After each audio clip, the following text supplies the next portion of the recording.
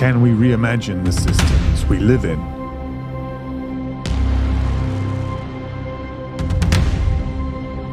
How can economics reflect our common humanity?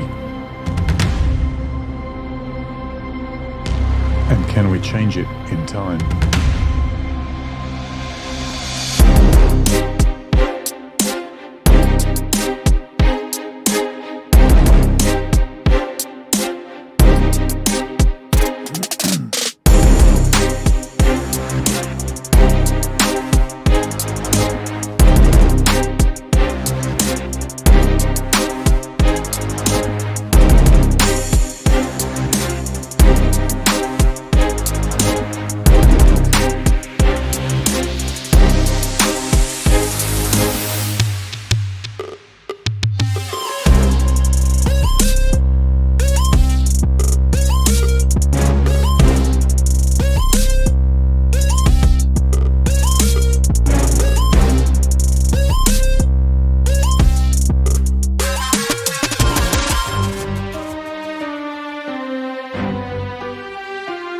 Welcome back to Real Time with Steve and friends. This week we've got Douglas Dowell. We're going to be talking about the housing crisis. It's terrible for a lot of people.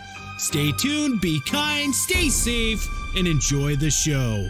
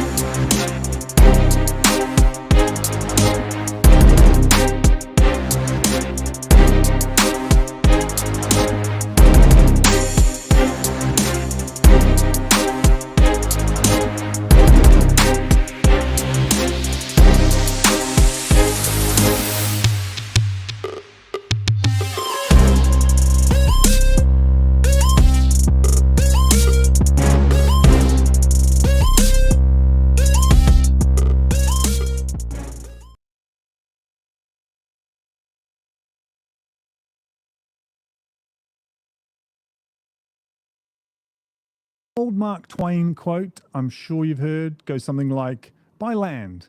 They're not making it anymore. Seems like a no-brainer. The ultimate game theory asset. Everyone wants real estate because everyone needs to live somewhere, so it's always going to appreciate. Great advice, Mr. Twain, if you can afford it, because it's not just the sky-high house prices that have us sweating, it's the mountain of private debt holding them up. Now, pile onto that the role of mega investors like BlackRock, Blackstone and Vanguard swooping in to buy homes, often the most affordable ones, and converting them into rentals. Want an example? In the last quarter of 2023, institutional investors snapped up 26% of the cheapest homes in the United States. That's over a quarter of the housing stock that everyday people could have used to get their foot on the ladder, gone to Wall Street's balance sheets instead. So now we're not just competing against other buyers, we're up against corporations with bottomless pockets, bidding up prices and driving people into rentals they never wanted in the first place. Meanwhile, rising interest rates, which in mainstream theory is supposed to dampen demand for money, is just making it easier for those with access to capital, like those institutions, to outbid those who just want somewhere to live. So today we've got Douglas Dowell back in the house. He's got the legal chops, the investment chops, and like Steve, a deep concern about real estate bubbles and private debt. To borrow a Douglas term, the laundry will need to be washed at some point. So today, I wouldn't mind just getting Douglas in here straight away, if we can. There he is. Welcome back, Douglas Dowell. Good to have you. Good to be here. Just a favour, help me by introducing yourself to anyone who didn't see you the last time, and then after that, I want to know if the musical chairs sort of metaphor is useful for the property market. But we'll come to that. So just for those who don't know, just a little bit of background, if you don't mind, Douglas. Sure. We are a real estate hedge fund. Essentially, we invest in real estate. Also, we are currently funding spec home builders in terms of adding product to the marketplace. Also, we help people in terms of financing their commercial real estate. Also, and we're really heavily focused on the real estate development side.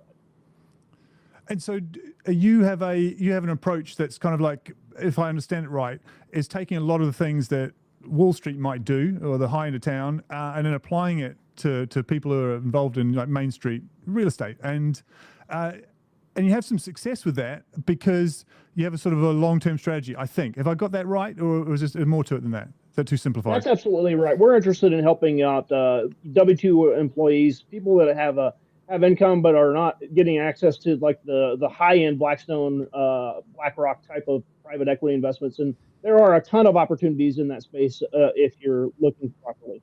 And for sure, we're in that space.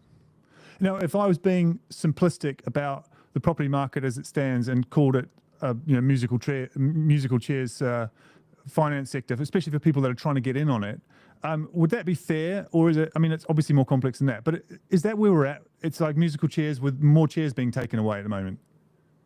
I really do. I'm really concerned about that aspect of it, and they always say this time is different. This time is weird. I don't know how to quite describe the situation, but I'd love to dig into that today and talk a little bit about why we're at where we're at. Good stuff. Okay, let's get the rest of the gang in here. Can we get Steve in here? That'd be good. Here he is. Hi all. Hey Steve, good to see you again. How's things where you are? I'm in London at the moment. It's actually in a friend's flat. I was staying at an expensive hotel at somebody else's expense, including mine, because it was typical British, excellent ancient facilities, badly maintained. So now I'm in a friend's place for the next couple of days in London. Right. Okay, very good. And Ty, whereabouts are you, mate? Ty in a tie, looking very dapper. So here's the thing. We got to do some online tests with the audience. One, I want to know, is my voice clear to everybody? Because we can't really test and restream.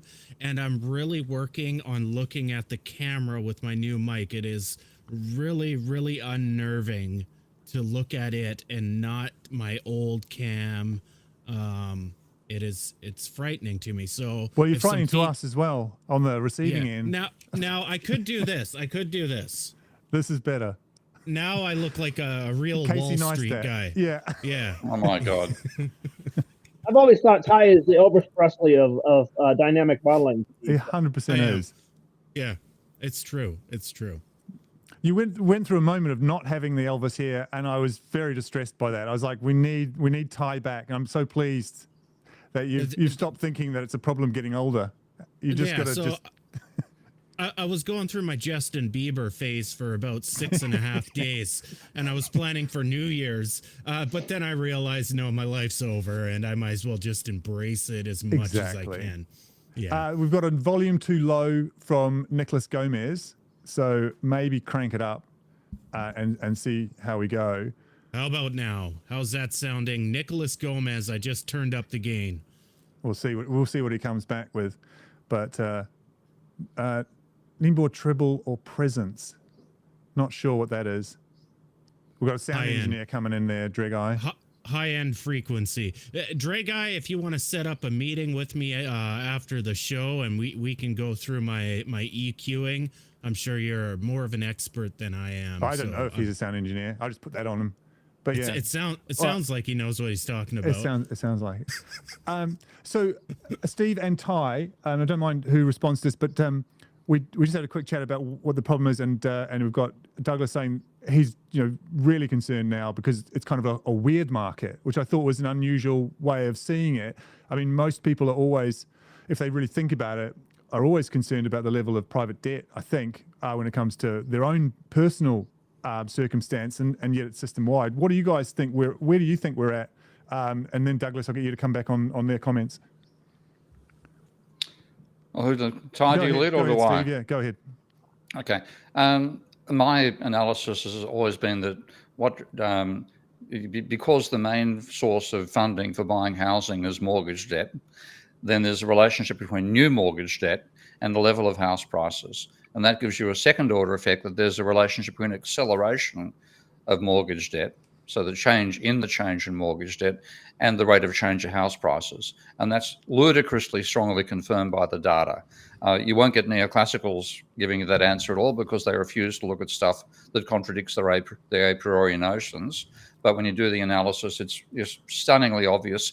Countries that have had a housing bubble that has burst, acceleration, because they're both the ups and the downs. Countries that have had a housing bubble and hasn't burst, same bloody story. In fact, a stronger correlation for some of them than you get for the ones which had the boom and bust. I'll do a screen share at some point and show the data.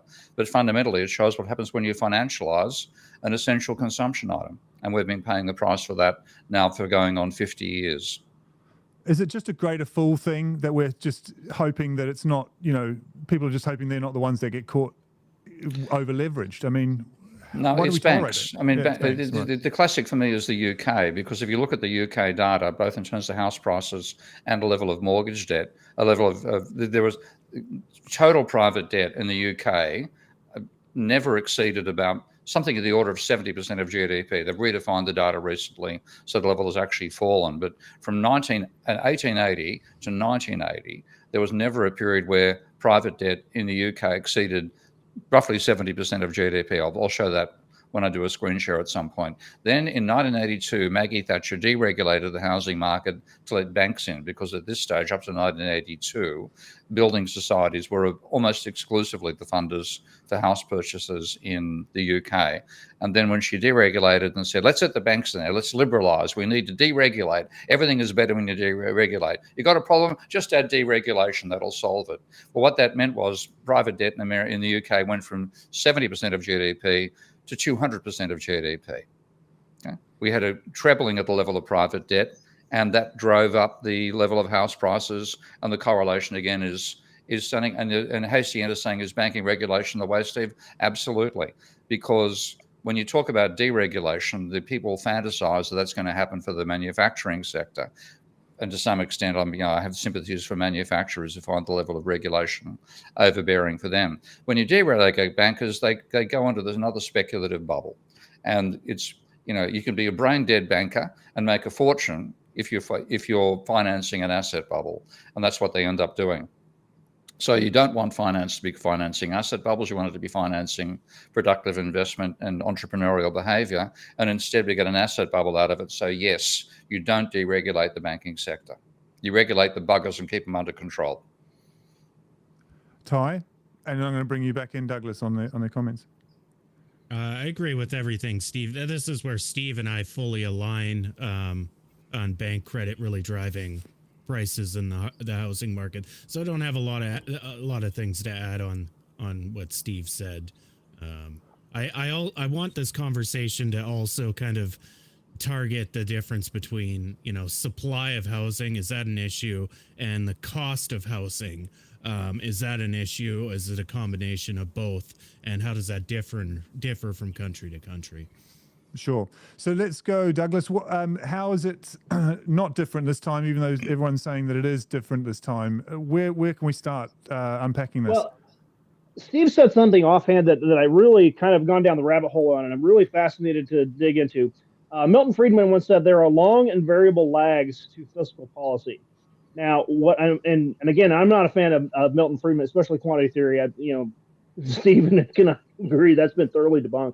What's really fascinating to me, Steve said something about the Bank of Japan didn't hike rates during the latest supply chain disruption, and I'm wondering now if the Fed has made a major mistake in hiking interest rates, and so instead of exactly, it's like, wait a minute, now what if what we've done in a sense is we're punishing the housing market severely, and it's created a severe supply constraint throttle, and they've throttled the housing supply system way down. And so I think that, and I'm wondering, is that their intention somehow in the process, or are they trying to drive a hammer with a nail instead of they've got a thumbtack and they're trying to drive it with a hammer? And that's, I would love to hear Steve's take on that aspect of it. Well, I mean, if you want to understand why classical economists think that putting up the interest rates will control the rate of inflation, it comes down to their model of how expectations are formed. And they think what actually drives inflation is expectations of inflation. So I think by putting up the interest rate, you reduce the level of future investments that are worth undertaking, you therefore reduce the pressure on the economy, and that higher interest rate will lead to a fall in inflationary expectations, which will cause a fall in inflation.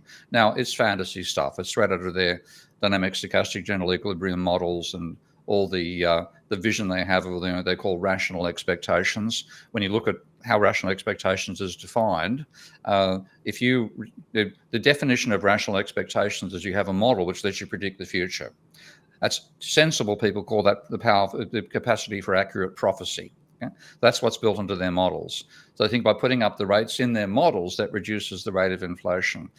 When you look at the actual data, the country which did the best in reducing the rate of inflation was Japan. And what did it do? It changed interest rates from minus 0.25% to zero. Okay? That's the only change it made. And it then got a much more it got a lower level of inflation and a faster convergence back to a lower rate afterwards. The interest rate is irrelevant unless you put enough of an interest rate rise in to crush the household sector's spending because their mortgage rates go up. And one thing which makes that a very blunt instrument in America is the vast majority of housing loans in America are fixed rate. So you don't vary the rate for existing mortgages by putting up the rate, but you vary the rate for new mortgages.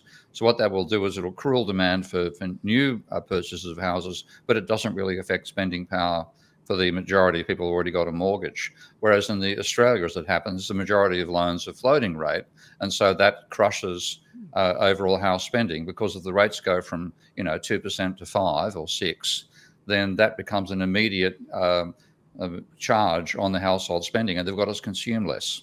So it's ridiculous when you compare the theory itself, which is all about varying people's expectations, to the real world where it only works if it crushes their spending capabilities. Japan is often brought up as in this area as the outlier, but everyone goes quiet on it. You see in the media, it's like you talk about high rates, and it's just like assumed you must have them. So why does the media go quiet? I mean, the mainstream media generally go quiet and not look at Japan, or at least I don't see it. It's not allowed to be talked about. Almost, it's a narrative. I mean, when you're writing fiction, you don't want to have two plot lines at once. Okay, so when you have a plot line that if you actually look at the data, then that contradicts the plot line. So the best thing is not to look at the data and keep up with the plot line. I'm ridiculously cynical about house prices because that was a particular way I was tortured in Australia. Because ended up. I've actually got a little video I can show on that front at some point. I was interviewed in 2008 on the leading public affairs station program in Australia called the 7:30 Report, and I was asked what I thought would happen to house prices, and I said, well, Japan's house prices fell 40% after their bubble burst, and I saw no reason why that wouldn't happen in Australia. The reason turned up the next day on the same program because the host who interviewed me, Kerry O'Brien, the next day interviewed the then Prime Minister of Australia, Kevin Rudd, and savaged him with my views. And 5 days later, Rudd, and it appears from internal information I've had from the Public Service and the Labor Party, the cabinet itself proposed doubling and trebling the amount of money they give to people in first home buyers, and that meant they went from getting $7,000 per person to $21,000 per person. Now you lever it by a factor of 20, which is the sort of leverage we got at the time, and that meant the government was giving you the deposit to say, please take out a housing loan. And what that did was it reversed the deceleration of Australian house prices as going on the time, and then meant they never have suffering going to negative deceleration. They never had a housing bubble burst. And I get criticized for that, and it pisses me off to buggery. Because what I didn't realize was the intention, the desire of politicians to get re-elected means they're happy to use a power they don't understand, which is their power to create money, to maintain their own political support system. And just recently, I'll show some data on that front when you give me the okay. But the current Australian Labor Party Prime Minister is Anthony Albanese. I don't know if anyone knows the names. for the rest of the world. Australia's a fairly relevant part of the world. It always has been. But Anthony Albanese was a graduate of the Department of Political Economy that I pretty much caused to come into existence at Sydney University.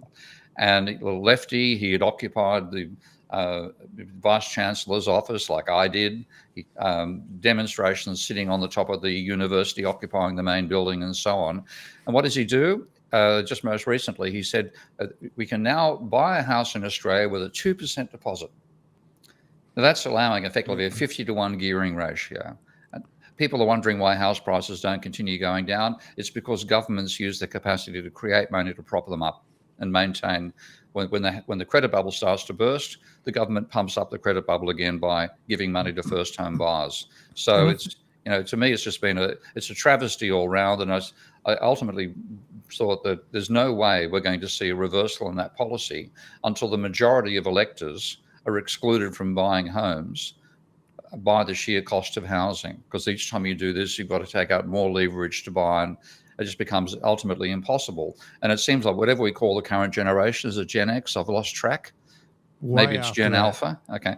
Yeah. But they've given up on house. They've given up on house purchases, and you can now see the political shift is starting to happen. That if a political party came along and said we're going to bring house prices down, it's quite possible the majority of us say that's a good idea. Let's stuff those bloody baby boomers and end this bubble world which we've been living in for the last 40 years. And I think culturally you'd be right, which would have been unheard of 10 years ago, Steve. The culture of someone getting voted in on the promise of bringing house prices down would have just been crazy, right? So, but it's getting closer and closer to happening. Yeah, I don't think we're necessarily there. In 2008. Yeah, the aspirational side of people's voting might get in the way of it, but the way things are going, at some point there'll be a majority say, for Christ's sake, bring house prices down. We don't care if the baby boomers lose their shirts in the process. Exactly. So, Douglas, does that gel with your experience to a lesser degree? That Australian experience, I think, is pretty common around the world to varying, levels.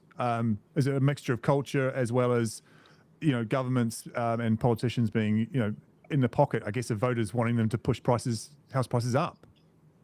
Well, I absolutely agree, and I think that the real germ, I guess, or the latest kind of the great financial crisis was 100% in 1997 when Phil Graham and his pals decided, hey, let's deregulate this whole Chinese wall in investment banks.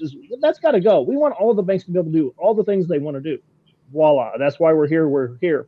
And I'm also very concerned about the political consequences on the rental housing side, where even rental housing, and this is where there's almost a reverse. Steve is really great in inspiring me to understand we don't need micro foundations, but I think there might be a macro foundations where there's macro foundations to the rental market, that it's kind of a reverse problem where the supply side is really, really, really important. So it's interesting. The macro overview has created a significant problem in that the lack of new products since 2008 has been an exceptional problem.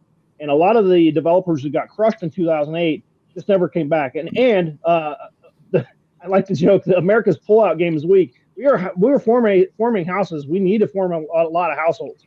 There are, more and more families that need new housing. So the household creation problem, it keeps moving along. Yet the supply of housing has really not caught up. And that's where I think we're actually seeing some real political problems, and even the rental side is really high. And so you see crazy things like, a CEO was assassinated and people are cheering that stuff. And that was really disgusting episode that I think that's a part of the political environment we're in, is that even the housing costs for people that are just renting are just really, really tough. And so that's probably why I'm most concerned. Like, hey, we need to fix the supply side problems. And I have some stuff to talk about that today too. Well, we'll do top chatters. And then, Doug, we're going to come back and talk about does it have to break before we fix it, or can it be fixed? But let's do top chatters. And Steve, can I get you this week to do top chatters for us? I suppose it's time I got victimised. Okay, this is my show after all. All right, okay. My God, Tony Wilson. What's that guy doing awake at the moment? I've Douglas never heard of Dowell. Yeah. Daniel, Kevin Mays, Web Freaks, Drag-Eye, Algo Rhythm, Economics in One Lesson, Michael D'Souza Cruz, Ghost on the Half Shell, Anonymous Friend, that's a new one, Sean Damratowski, Jay Mills, Aidan Wellsmith, Reading Dave. Dave, you're being read. Jonathan Gibson, The Herald of Change, The Hasty Ant, Douglas Applied MMT. Hey, Doug. D. Smith, Investidor Amador. Is that one name, or we've got A as a name there? No, Stock A is the name. Oh, Jesus. Okay. Stock O'Copolis, Michael Newman, Durr Big Cat, Andrew Sullivan, Lana Dell hates the clock. Maybe you should change it, Donna likes the clock, just to disturb people, Lana, at some point. Friedman's Journal, Sandell, William So, Viral Media AI, oh Jesus, AIs are getting involved. MMT Mitjan, Berserk, Richard Crandall, Nicholas Gomez, Inventive Harvest, Carl Tuckerson, TR, Sean Damratovsky, Taker Shoyan, David Fields, Winston Smithereens, blown to, Bill Goggin, Bruce Considine, and Aria Jones. Nice one.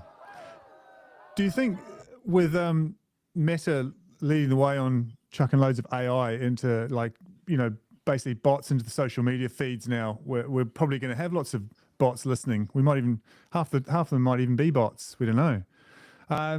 But let's pick up then on where we're going to, what's going to happen next, Douglas. Obviously, no one's got a crystal ball, but we're talking about whether or not things need to break in order to fix it, or whether or not it's possible to actually solve this politically or otherwise. What are your thoughts on that? What's worth looking at first? Do things have to break?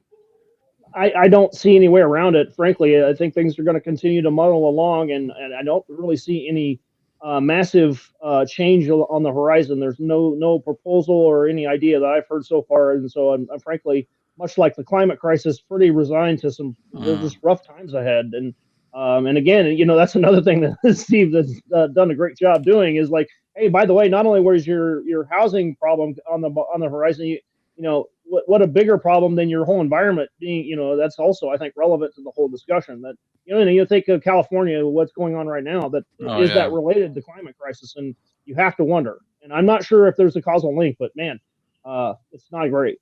This also happened in Colorado here a couple of years ago. Similar problem, not to the scale, but very similar type outcome. And actually, I saw a fascinating. There's a guy called Daniel Swain, you might have seen on Twitter.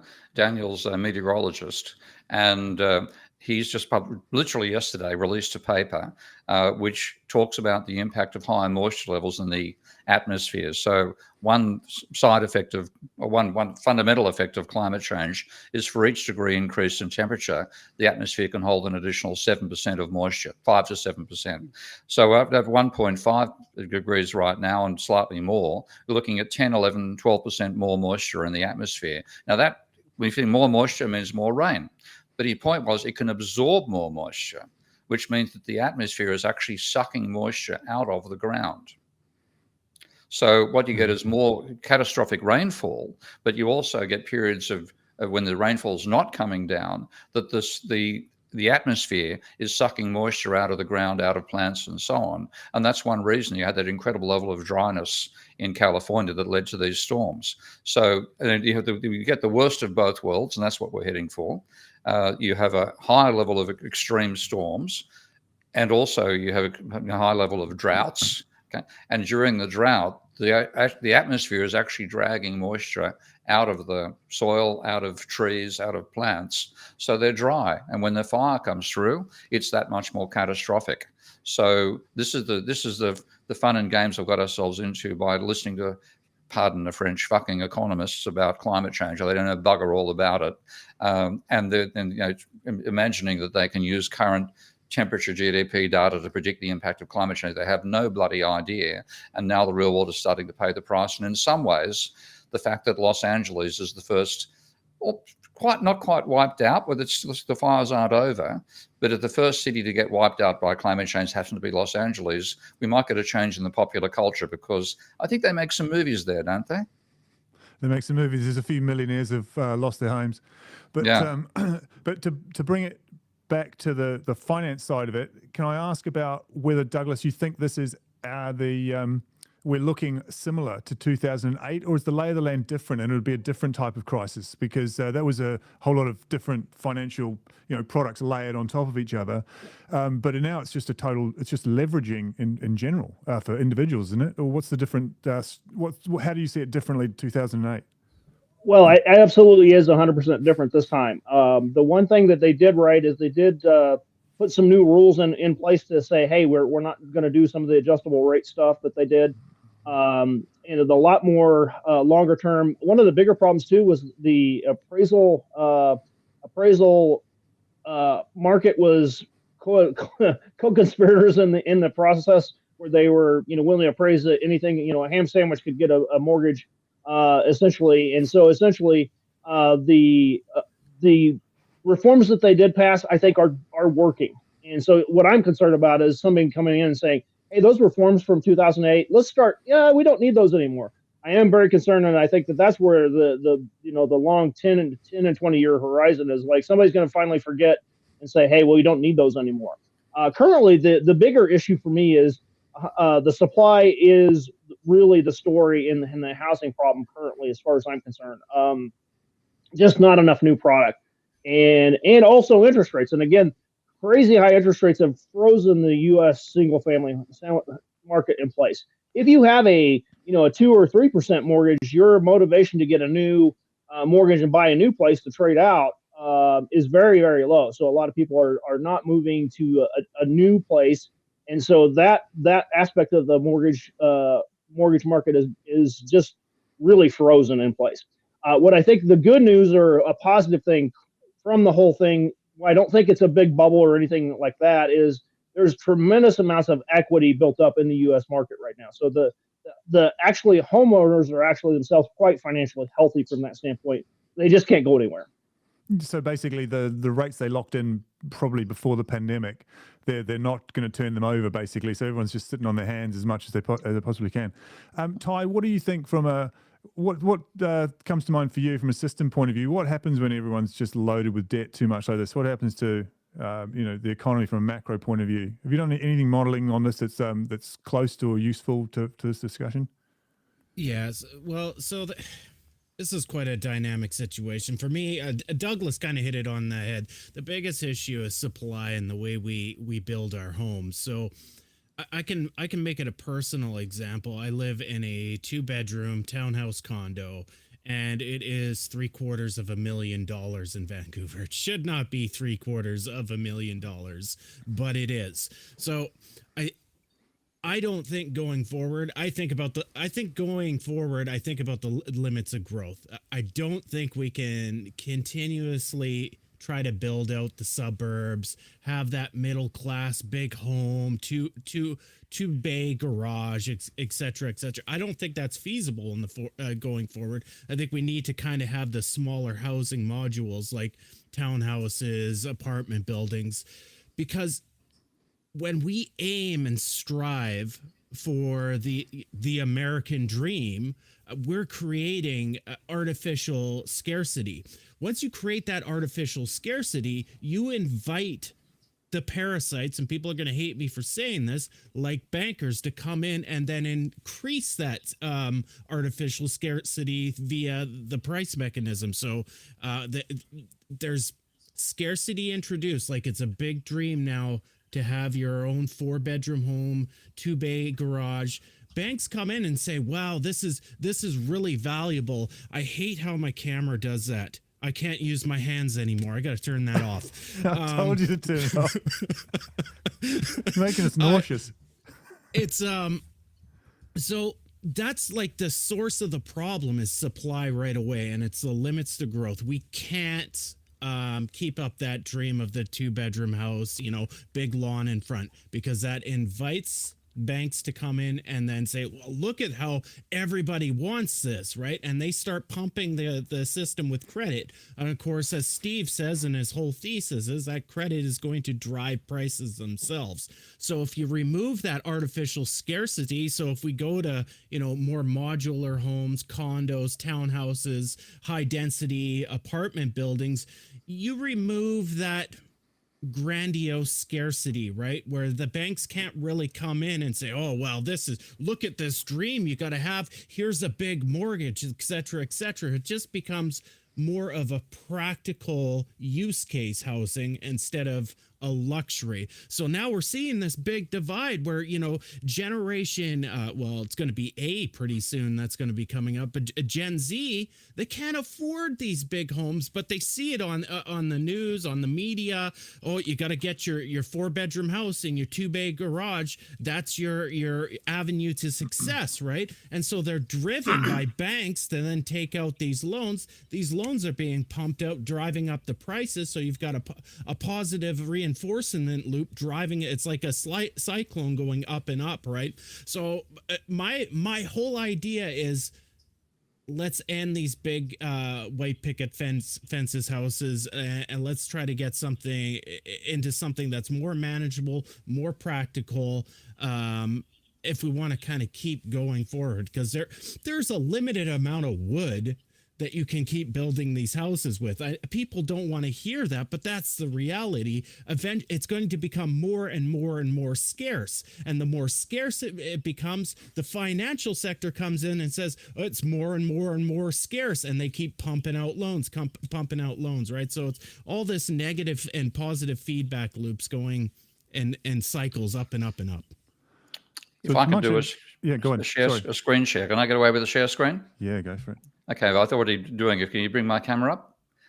Right. This is, and just give me full screen if you can. This to me just shows the craziness of house prices, because the red line is the house price index, and you can see the bubble back in the 70s, one in the 80s, and then of course the subprime bubble in the States, then a fall in house prices, and now a rise to where the house price index exceeds the peak during the top of the subprime bubble. Now you look at the level of debt, and your first reaction might be looking at that, oh, there's no real relationship. Look, house prices are going up and debt's going up, then house prices are going down and up while debt is falling. And now we've got debt falling and house prices are rising. You simply can't argue debt plays a role. Well, you've got to look at the causal factor. That's why I spoke about that idea of the acceleration of debt. And I'm trying to move here we go. I've got to grab the software itself. This is now looking at the acceleration of mortgage debt versus the change in house prices, and the correlation there is about 0.6 or 0.7 over 70 years, pretty much 50 years of data, and that's America. So you can just see all the ups and downs in house prices are driven by acceleration and deceleration of housing debt. And even though if you look at the chart for, I'm going to put them both in the screen here, when you look at the chart in the level of house prices and the level of mortgage debt, here you see mortgage debt falling and house prices rising. But if you then look at what's going on with the acceleration, house prices are going up and the acceleration is rising. And this is one thing which completely confuses us as humans about the dynamics of processes like house prices. We tend to think we understand distance. You know how far you are from somewhere. We understand velocity, how fast you're traveling from point A to point B. What we don't understand is acceleration, and you can actually be accelerating while you're slowing down, and that's what's going on here. Now that's the American data, and of course we all know. You can see in the data there was a bubble and a burst. Let's look at my own home country where there was no bubble, and I got criticized for saying, Keen's predicting something that didn't happen. This is why it didn't happen. This is the Australian data. Should come up in a second, let's see. Okay, so house prices rising, mortgage debt rising as well. What's going on with the acceleration and the change? It's even tighter than the American data, a higher correlation, and you can see just how much the two overlap each other. So the causal process there is acceleration of mortgage debt is what drives change in house prices, and we're still not controlling the lending that's being done by the banking sector. And now, of course, they're not only just lending, you've also got the BlackRocks moving in as well, and they'll also be debt financed. So we've just got to limit the amount of money that banks can lend for housing. And that is absolutely critical. It isn't just the supply issue. The tricky thing about the supply is, of course, it takes so long to build a house. I'm actually finally starting the building of my second house my house in Bangkok.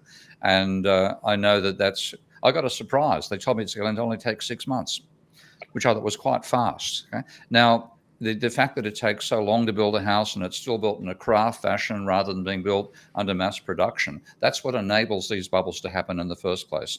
In that case, you have to regulate the banks. You have to stop them lending the volume of money they will for house prices. We haven't done it, but I think at some stage, whatever the next generation is going to be called, they'll come in and say, screw the banks, screw the baby boomers, let's bring house prices down. And does making it harder to loan as well, though, a bit like other supply issues, make it therefore harder for people to get houses? And does that affect house pricing at all? Does that make house pricing come down, or does it increase the possibility of house prices going up? That's all I'm wondering. So you have to treat housing as being a consumption item. And the trouble is we've turned it into an investment. Okay, and therefore people actually, and nobody says, isn't it great? The price of carrots has gone up 20% in the last year. Isn't that fabulous? Let's buy carrots. House prices, isn't that good? Later, we've turned into an essential living, essential element in having a decent lifestyle, being able to own a house, into something which is now a speculative product. And therefore, rather than complaining about inflation, people cheer inflation. Yeah? And this is what I find ridiculous. The same people who criticize, they say MMT, therefore Weimar Republic, they're the ones who are also, hey, look, house prices have gone up. You bastards, in both cases, it's the private lending that's caused it, not the government. And it's a bad thing, not a good thing. And Douglas, do you see this too, the idea that we have a culture that treats what most people want to just live in a house as a speculative asset? I mean, I know that's the world you're in, but culturally that is a problem, isn't it? And that's part of the problem here is, yes, we can make legislation, but until we change the narrative, which is we want to see house prices go up because that's our nest egg, then how do we get out of this pickle? Even if there was a crisis, we'd probably have another bubble in 20, 30 years. I really am curious to see. I really, this is where I have to, talk my book, is where I want to agree with what Steve is saying. It is 100% the culture I grew up in and how I'm in this business for sure. But what I will say is that the missing middle, and this is where, to Ty's point, and bring that what Ty was talking about, and we have to change what we want to see in the housing policy. And so essentially, one of the big problems in America is you have parking restrictions. You can't build whatever you want. You have to have 2 parking spaces for every one condo. You have to build. You can't build missing middle, which is a apartment building that is 5 to 20 units. They just won't let you build it, and so there's some things we can do in terms of on that side of things that can exacerbate the problem. And also, I'm a big believer in there's a kind of a hurdle and things like historical housing overlays, where you've got a historical, that you can't build that there because you have a historic aspect of it. Well, unfortunately, these are all tools for NIMBYs to come and say, well, we just don't want you to have that 20-unit apartment building where once was a historical auto garage from 1950. Yeah. I mean, I've heard that argument too, lots, and I've experienced it too, building my own place. Well, I built a couple of places, and you always think you want to be, as much as you can, the good guy that does the does the compliance properly. You want to build a house that's safe for people who buy it after you, and so on. And yet, it is hard when you do it honestly to not be frustrated with how long it takes. And how many hoops are in there that you didn't expect, which all cost money. So and especially when we're supposed to have, if we have a housing crisis, then building more quickly would be better. So especially, and in the UK too, especially we've got tons of heritage places. There's a real pushback, it seems now, against anything being built anywhere, which doesn't help. So there's that culture too, which I don't know how we deal with that very easily, I'll be honest. So, that slows things down. So you've got the NIMBYism, you've got the fact that culturally we all want house prices to go up because that's how a lot of people are part funding their pensions and giving themselves security. And and you've got the big financial speculators like BlackRock. I mean, that's what could possibly go wrong? I don't know how to unpack it without a crisis either. Ty, Steve. When you say BlackRock, I just want to. Yeah. Now, yeah. here's Steve the and thing. Friends, funded by BlackRock. Here's my issue with just addressing prices is it allows our current standard of building houses to exponentially grow. So I really want to see us address the type of housing we're building going into the next couple generations, right? So I have a dream of owning a home and moving out of this $750,000 townhouse that's way overpriced. I have a dream of having a white picket fence. The reality is, going forward, that's not really healthy for a population of 8 billion people. That might come down, who knows? And so it's very hard to say we need to change the way we do housing and what the average house looks like, because we all have those dreams of having that really nice piece of property, that home that we can call our own, that has a nice backyard, front yard with grass or gravel, depending on your climate. It's very hard to change that behavior. And it's very hard for me to sit on this live stream and say, we can't do that because I have those dreams of achieving that myself. But the problem with just addressing the financial side is then you enable the same old 1950s suburban sprawl that is not sustainable going into the future and will become a huge problem in itself that we can't fix. That is a limit to growth. See, we can address the financial system through regulation. We created that beast. We run that beast. We can address that. But on a finite planet, there is so much room, there's so much resources. When we hit those limits, there's nothing we can physically do other than to move to the moon. Unfortunately, the moon doesn't have a lot of trees on it to build and sprawl, and neither does Mars, right? So building rockets isn't going to help, right? So good to get in early on that property ladder though, on the moon, because you're in before it really takes off. Honestly, I think we need to really first and foremost address the way we live, like what our houses are physically, right? And go back to what Steve was saying, right? We can't treat them as investments anymore, but that's a financial issue that we can solve through regulation. So that's kind of where I stand on all of it. One thing I remember from my several houses I've owned over time is that probably the most enjoyable place I lived in was in a little suburb of Sydney called Marrickville, which is about 6 kilometres from the heart of the city. It's literally the edge of the inner city. And the houses were about like 10 metres, maybe 30 feet wide. And that was just wide enough that you had independence and space from your neighbours, but close enough that you could actually talk to them. And what I found was, as an effective community, that was the best community I lived in, because when you get like apartment living can mean you're too close to each other and you don't talk to your apartment members. Huge sprawl means you can't even see your neighbour, so you got to hop in a car to go to the next door house. The median between the two is a bit like Hobbitville. It's it's close enough to be close to your neighbours without being intruded upon by them. So I do think it is an issue about the scale of living we've gone. At the same time, having now living in Amsterdam and having the very tight, small apartments for most people, you get out of your apartment and you have a very, very nice public space. It's the opposite of what John Kenneth Galbraith had to say about America, where he described America as being characterized by private affluence and public squalor. In Amsterdam, you get public affluence, and it doesn't really matter so much what your private is.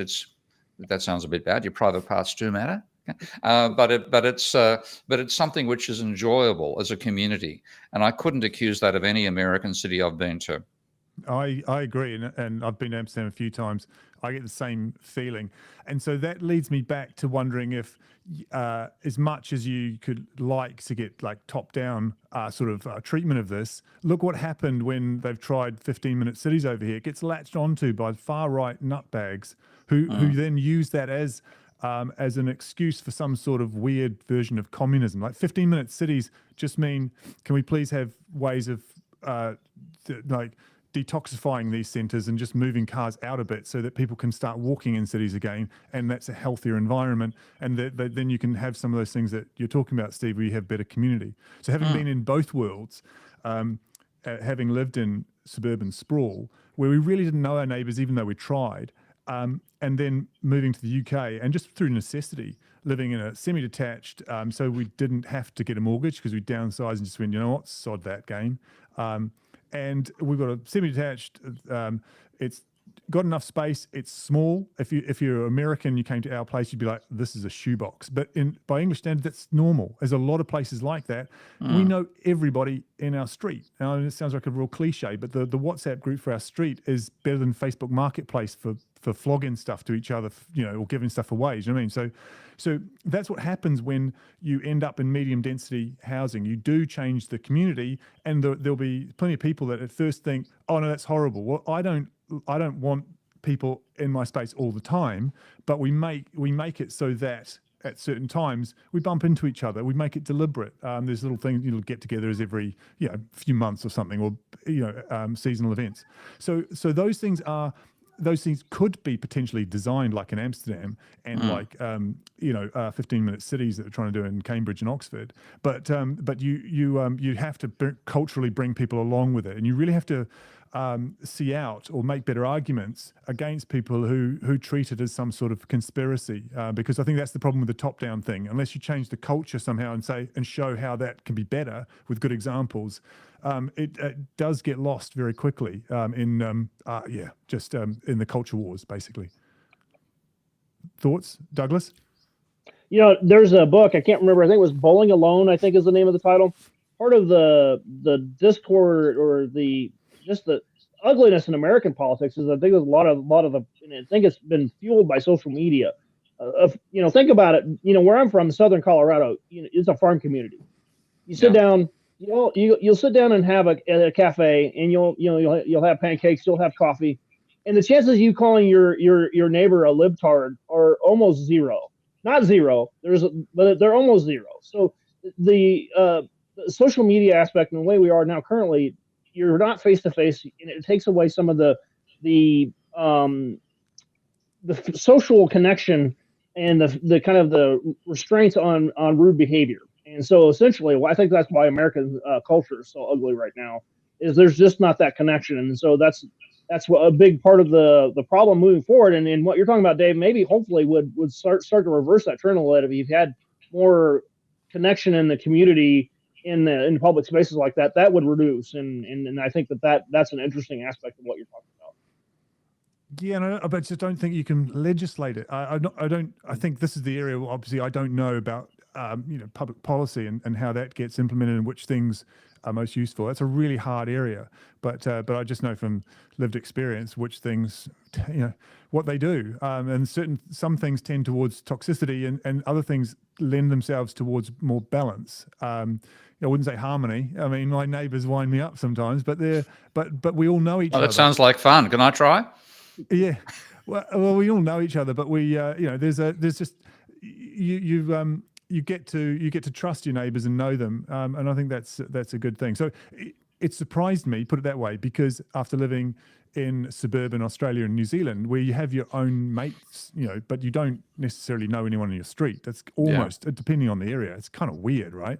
But here, it is weird. Exactly, but here, that's not the case. I mean, obviously, I have my own circle of mates, but I know that every once in a while, I'm going to catch up with some people from my street. And also because in a dense place like the UK, you're very likely to find people of your age and interests in your local area because it's that dense. So whereas that wouldn't be easy to do when you're more sprawled and spread out.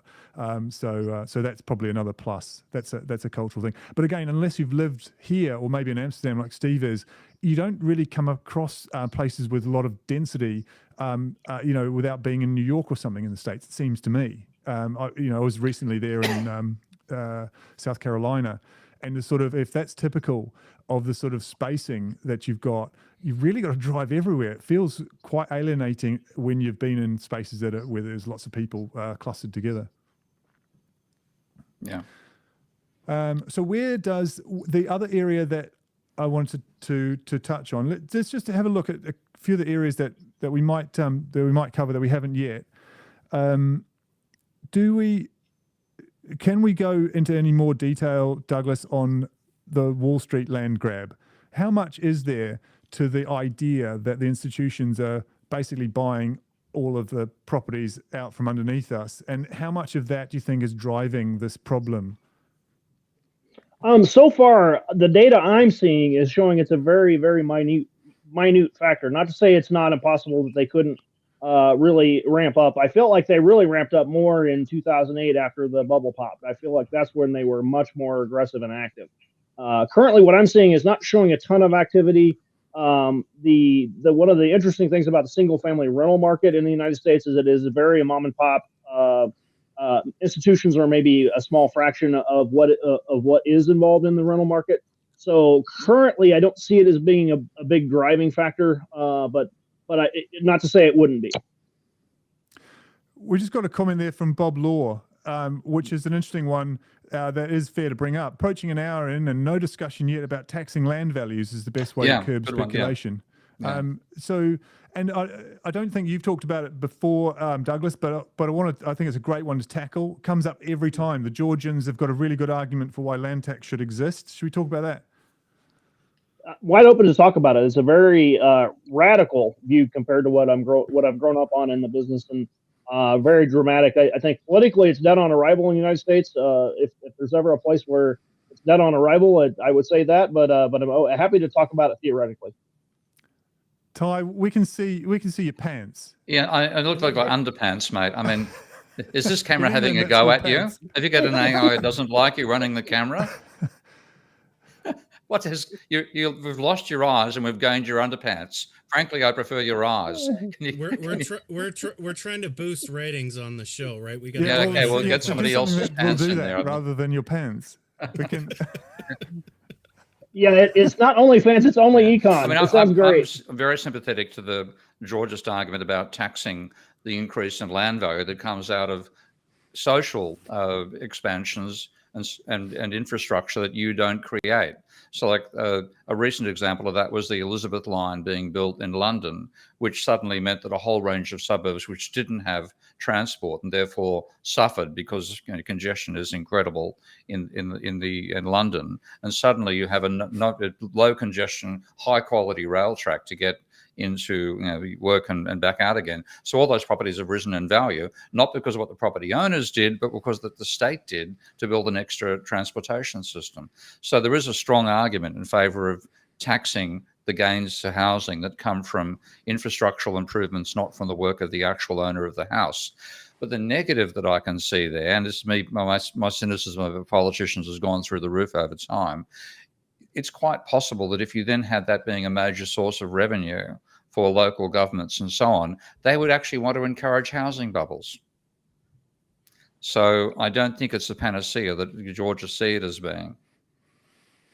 Yeah, the arguments that have always been made seem to make that the land value tax is different somehow from other taxes that are there, like stamp duty and so on. And I just wanted to go into more detail about, if anyone knows, about how that would work at a system level. But aside from the problem that you might get from politicians just thinking it's a source of revenue now, if it was kind of automatic in a way, and it wasn't tied to revenue, like a sin tax, I guess, it's always going to be seen as revenue because it's hard to get rid of the taxpayer myth. But as let's see it as a sin tax, then what would be the system sort of result of using land value taxes like that? Well, it may mean that individual owners don't benefit from house price rises. Yeah. Okay, and the idea is to take that particular encouragement for house price bubbles out of the system. As I just said, my downside that I can see to that is that if councils are running short of money, of course councils can't create money, so they can potentially go bankrupt. You could see what happened in China occurring there, and this is something which we've got to go back to my past relationship history. I had a girlfriend that is a Chinese woman living in France who owned a place in Dayang, which is a very small city, a mere 4 million people, in the outskirts of the capital of Sichuan province. And I was seeing this is a huge housing boom going on. So she bought a apartment in a block of a set of 7, I think it was 7 or 9 apartment blocks, 30 stories high, each of them. Her apartment had bare concrete walls and no windows, okay? That sort of thing. And to get up to the lift, to get to her level, you had to bang on the lift so that an operator would come down and then take you up to the level of the apartment. So all this sort of stuff. And I thought, how is this actually financed? And what it turned out was that the local councils would sell land on the periphery of the city to developers. So the actual housing bubble was something that was being effectively promoted by the local councils because that gave them revenue for the remainder of their plans.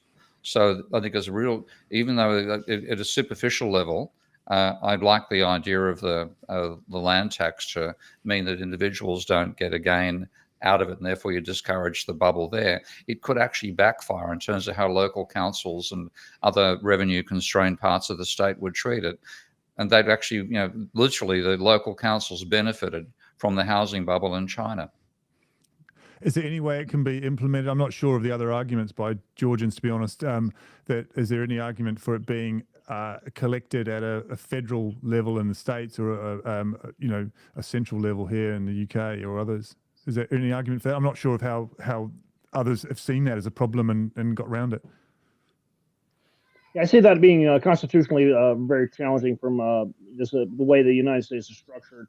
Yeah, being at a federal level, I think that structurally we're just not built for that. And again, Steve makes a great point about China too that I really found interesting, and I kind of envied them a little bit in terms of their ability to get things done. You think in terms of like high-speed rail, for example, they don't have the layers of bureaucracy that we do in the United States. Isn't that hilarious? China has less bureaucracy than America, which is just bizarre. It breaks my brain almost, Steve. I'll tell you that's for sure. But it's interesting. And especially they don't have as many chihuahuas as we do here either. But for sure, it's really. Your neighbors are too close to you, Doug. Absolutely, we really have a close relationship. But sorry, but for sure, I lost my point. I'm going to just throw it back to you, Steve. No, sorry about that. It's too funny, mate. It's just too funny. Ty's underpants and your dog. I was just going to say, this is really good. Than I thought. Okay, so I love this. This is great. We've got great views. We've got my pants. We've got this dog that loves your hair.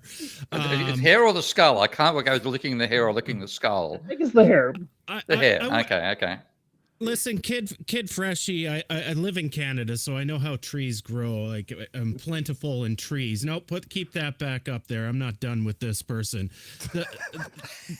I'm a lumberjack and I'm a... So anyway. Here's the thing. When we talk about trees do grow back, but when you're using trees faster than the replacement rate of those trees, i.e. growing back, you hit a limit to growth. So just because something is renewable doesn't mean you can't exploit it beyond its replacement value. And in this case, a tree usually takes about 40 years to mature, so it's loggable again. So I just want to point that out, Kid Freshie, because I know it was a dickhead remark that you just made, trying to insult me, but that is an actual issue. When you log trees faster than they can grow back, that's an issue. And in fact, a little side effect on that front, I was involved with the CSIRO study about what would happen to Southeast Asia if current development trends continued. And my work was over the asset price bubbles and things like that and so on. But the CSIRO, this is the Commonwealth Scientific and Industrial Research Organization, was what CSIRO stands for. And they used, actually, I hate to say it, I'm sick of this, another bloody Canadian product, which is called What If technology.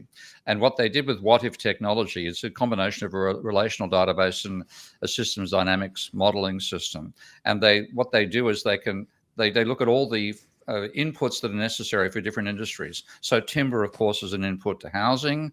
It's an input to furniture. It's an input to paper, etc., etc. And so and of course, to build housing, you need trees which are about 30 years old. So they went through all the what they did with the database, they fitted data going back 40 or so years and then just projected it forward to see what the trends would be. And the fascinating part of that study was that in 2038, Southeast Asia ran out of trees that could build houses. And you suddenly had this perfectly growing, if I've got it in my hands in the visual there, perfectly growing system, and then suddenly, bang, you reach the absolute limit because you no longer have any trees that are more than 30 years old. So you can't harvest them for housing, so your housing industry falls over. So those sorts of feedbacks and systemic constraints, even in a renewable resource like forestry, that's an extremely important element of the real picture that for most people have just no picture of that, no understanding of it at all. So if, Douglas, you're saying politically, LVT, land value tax, is just a non-starter in the US in particular, and it doesn't seem like it's easy to get stuff made faster to just have a lot more housing, and it doesn't seem obvious that there's going to be legislative changes. What would the shape of a crisis look like to you? I mean, I'm not asking for a crystal ball thing here or when, but for you, looking at the lay of the land, even though it all seems pretty weird, how would you see a crisis playing out? I currently think the trajectory we're on are just going to continue to see greater and greater social unrest from multifamily rent prices, and I think that is just going to continue to go on an unsustainable path in the next 5 years, and I really do see a lot of continuous social unrest from that. And I don't know that it's going to be any one defining moment or where it breaks through and becomes like, hey, we have to fix this now. But I for sure feel like that the trajectory we're on from that standpoint is pretty rough. And I think that's the real issue. And we don't seem to have anyone connecting dots to these things. That people are squeezed economically by rents, for example, but there's no connection to the fact that people will end up incredibly anxious all the time, and that leads to not just unsocial behavior, but violence. I mean, people go crazy when they just don't have a stable environment or a predictable environment they can live in. So what are our chances of connecting the dots between these incredibly complex system issues to media that wants to, especially social media influencers that want to just report on these things based on their own agenda, which happens all the time? I mean, that's, again, back to cultural things, I know, but what can we do about that? That's a hard one. But it's not really a hard one to understand, but it's a hard one to address. So now we live in capitalism, so we put celebrities and superstars on pedestals, just like we did 2,000 years ago when we put princes and kings on pedestals, and the populace looks up to those people and wants what they have, right? And we continue to do that through our societies. That hasn't changed. Our economic systems have changed, but putting people up on pedestals and wanting what they want and striving to get exactly what they get, we still do that. And so long as we continue to do that, where, you know, a certain section of the population has real big wealth and we put them on a pedestal, we're all going to want to desire to have that, and nothing will change. Somehow we have to change the behavior where we don't see that, we don't see those people on those pedestals as a desire for ourselves, right? We desire something different, a better planet. If we could just get to the point where we put the planet on the pedestal instead of a few rich people like Elon Musk, then we can start addressing the problem. So we know what the problem is, but behaviorally, it is going to be a tough noodle to crack. Well, at least I don't know about elsewhere, but certainly in the States, it seems that most people feel like they are temporarily distressed billionaires, and they'll bounce back. So I think you're right, Ty. I think there's definitely a culture of and correct me if I'm wrong, Douglas, but this is, and I know this is not typical because it's impossible to talk about America so generally like that. You can be completely wrong talking about one place compared to another within the States. But generally speaking, aspirationally, it does occur to me when I travel there that most people are real strivers to some degree, or more than others, and that plays into that narrative. And property is just one of those things that you want to own more of, I guess. Is that that's a hard culture to crack? I would have thought. Yeah, I do fundamentally think that is a ingrained in the American psyche, so to speak, is the idea that you too can be a billionaire. I think that's that's ever present. And then you also see, I do think at younger ages they are showing a more balanced view of life, and my friends that manage the Gen Z, they're talking about they're just different. And so there might be, from a youth movement standpoint, a different outlook that maybe it will moderate quite a bit. And so it will be very interesting to see. Yeah. Yeah, I suppose it's possible for cultures to change, and sometimes we don't see it happening, and then suddenly things change very quickly. So it's not an automatic given that it stays like that forever. But what would you say, Douglas, to people who are listening in on this and thinking, well, perhaps they're of an Austrian sort of school of thought. Well, I thought you'd like that, Steve. Creative destruction and all that, there'll be a crisis and it'll sort itself out. Buyer beware. This is just the way things go. What would your response be to that? Well, I've always had this metaphor. If you're driving down the road and you see a car accident and you keep driving, no, they'll just get better. I don't need to call 911. They'll be fine. That's the Austrian view of things, is that it'll just correct itself eventually, I'm sure. And it's a total shame, because when you look at the power, and especially with the MMT viewpoint on things, that government can really do amazing things when the time's right. There's always a great debate about the degree at which the government should set prices. For example, we had a great one, Ty, with the price setting in Isabella Weber and the greedflation era. That whole discussion was very rich about, okay, to what degree do we want government setting prices and stuff? So that was really, really rich. So that's a rich discussion. But to just say, well, it's all going to fix itself. I think we have, the 1920s, for example, you had the great recession back then, where you had the viewpoint that, oh no, it'll just eventually correct. Well, we have plenty of data to show that that's unnecessary pain to go through.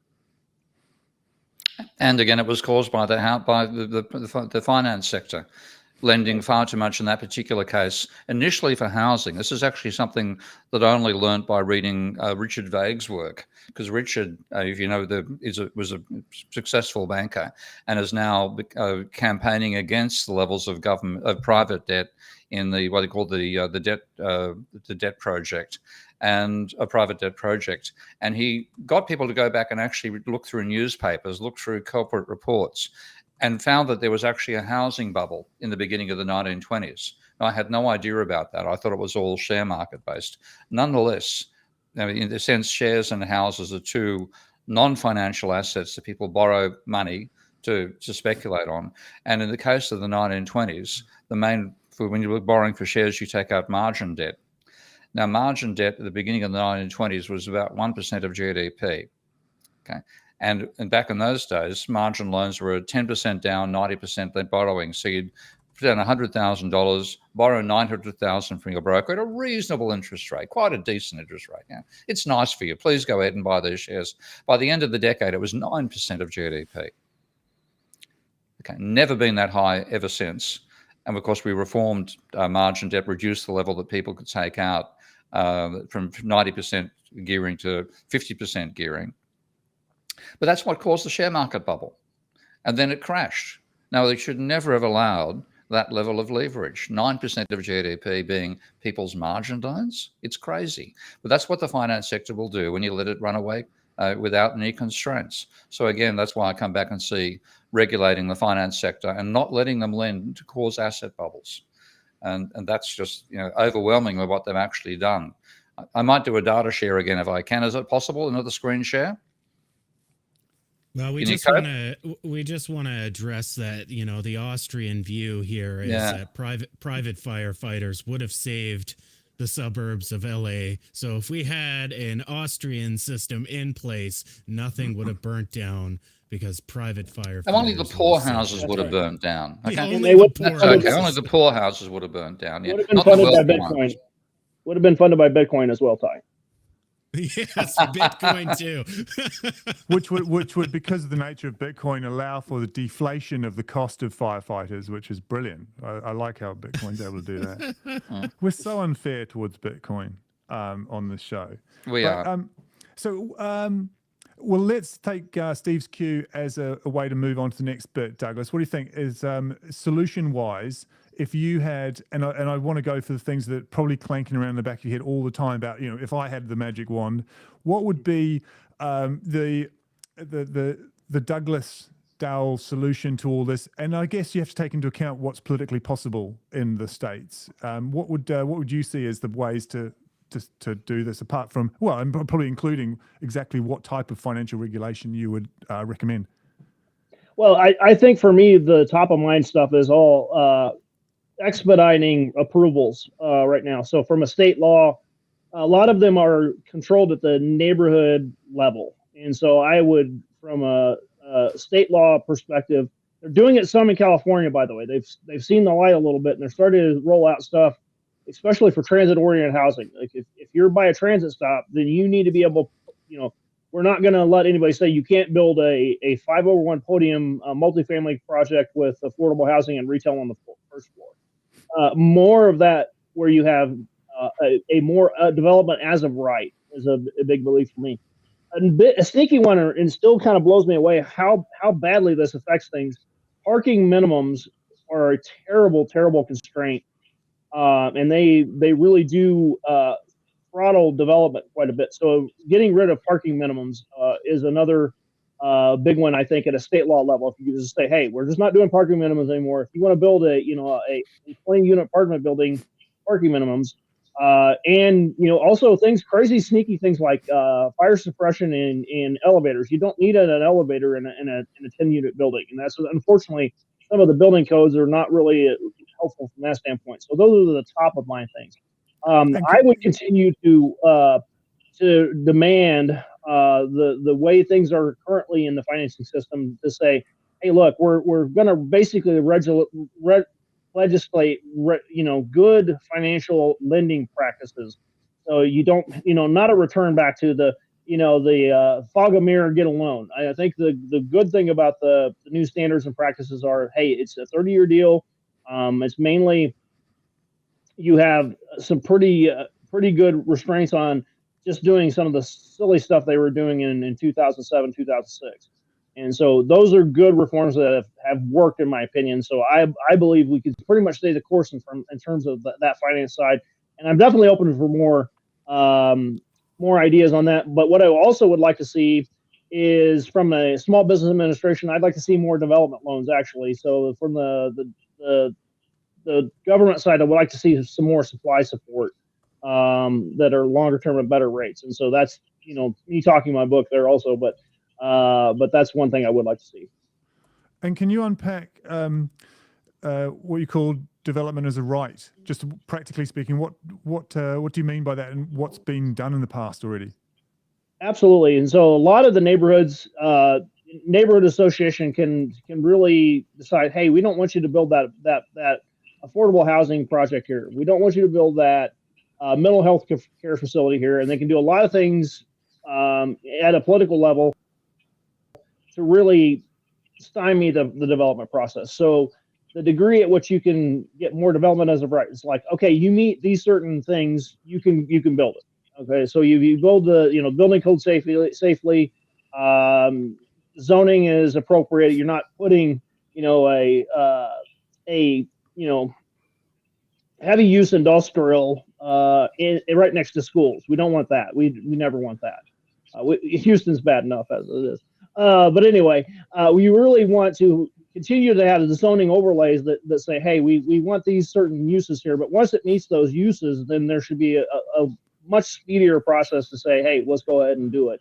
And I think that's a big part of the supply problem. And just responding to Bill Goggins' comment there, do you think there is an affordable housing option that the private sector can easily deliver in the States? Like, take, for example, somewhere out in the back end of town somewhere on some cheap block, someone's going to put up a 3D printed thing. Let's say some technological solution comes along. You make some beautiful property that's super quick, took 3 days because it's printed with concrete or whatever.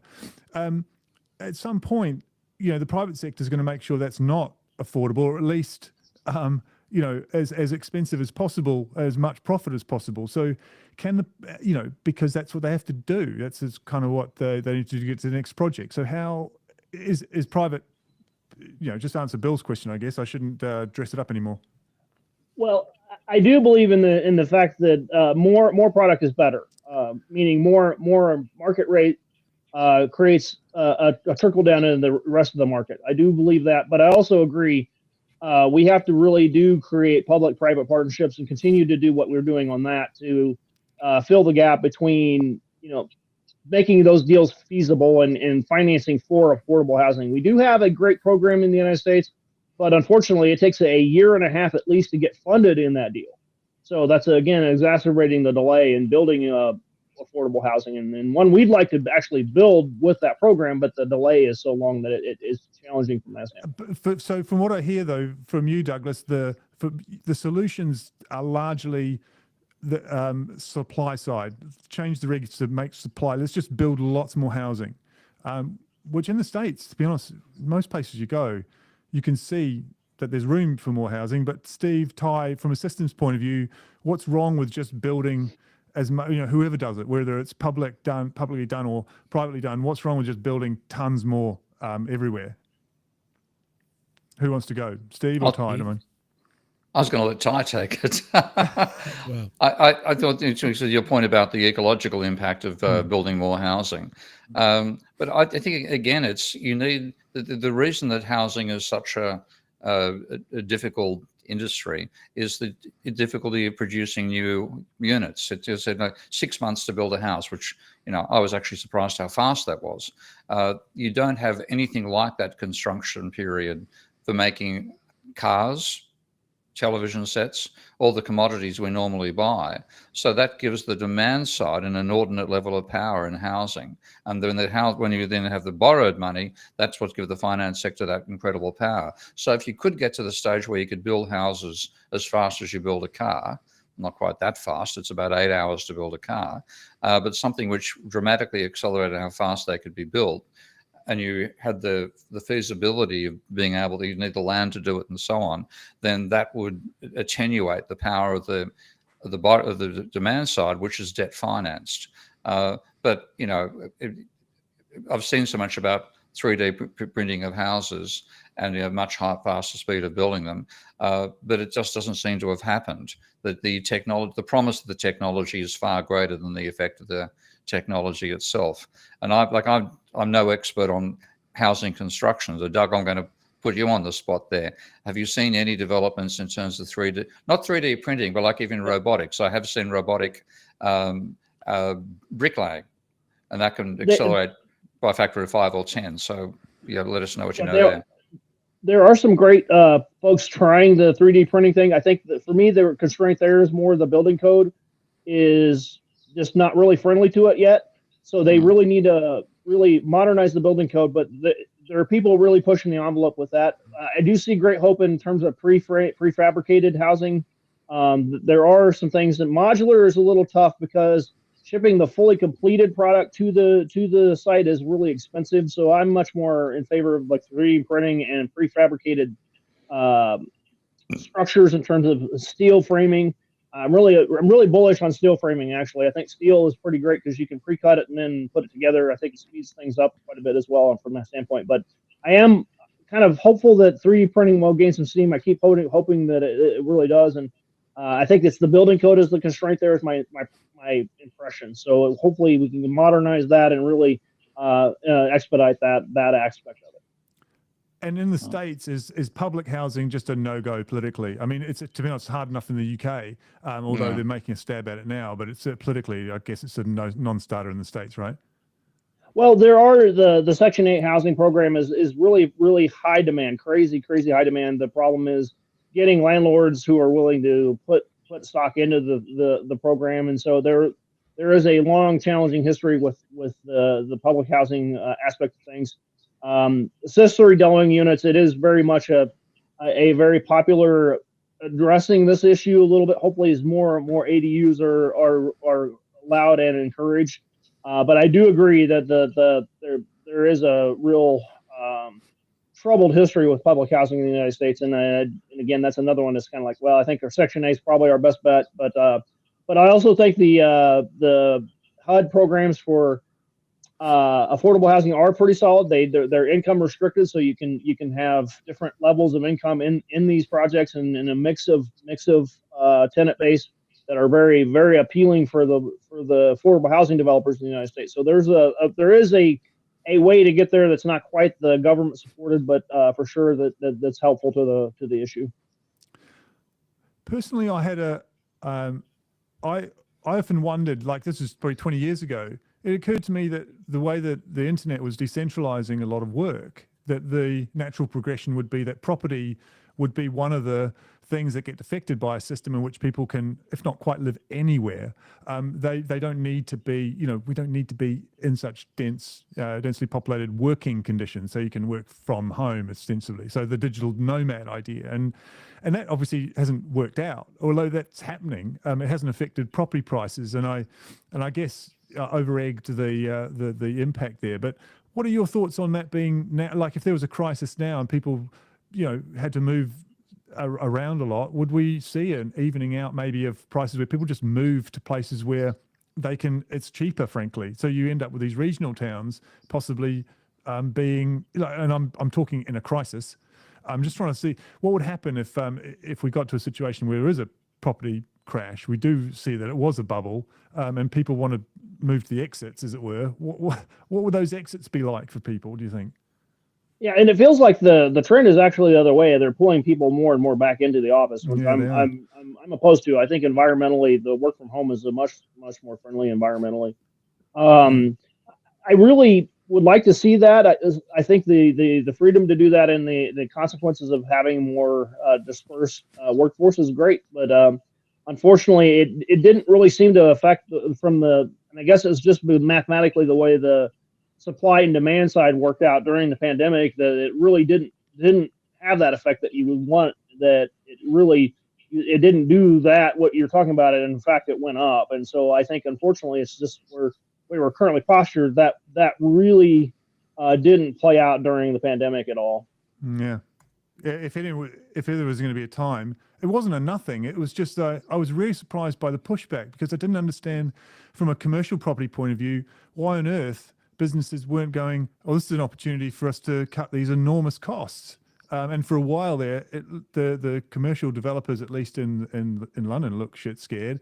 And you could see the tie-in with the government messaging, which was Boris Johnson basically whipping everybody back into London when it was like, there is still a pandemic going on. You could see it.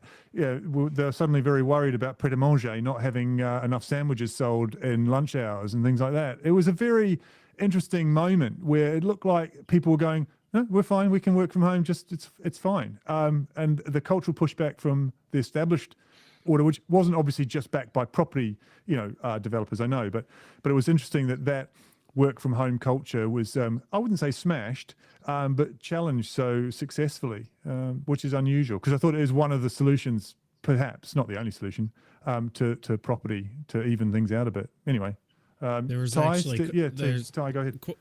Quite a lot of reports, though, productivity levels had declined quite a bit with people working at home. So there's always going to be that balance of what a person can responsibly do from their home for a business that's employing them. There's definitely, jobs where that can be catered to. If you're making cars, you can't just make the seat buckle and then send it to the factory. I know. Yeah, no, I'm not talking about industrial or manufacturing jobs, but office jobs where it's a monotonous work, and unfortunately, some people need that structure of an office place to make sure they're productive in that monotonous bullshit job they have. So I know that's a bit of the pushback from firms, right? But you're right. There's a tremendous opportunity in this day and age for firms to cut back costs of big office buildings. So that's a potential. I just want to point out Kid Freshie has declared they were joking about the trees. So I have to take back my statement. Well, you don't. You could just stay from mean and before. nasty. You know. Yeah, I know, but now I feel bad that I thought they were being serious, and it turns out they were using sarcasm, which I often do as well. And so if that's the Humility. case, they're just like this is me. a first. I'm not sure if Yeah, I can no, take that from you, Ty. I apologize, Kid Freshie. I'm glad you're here, and I'm glad your sarcasm is so strong.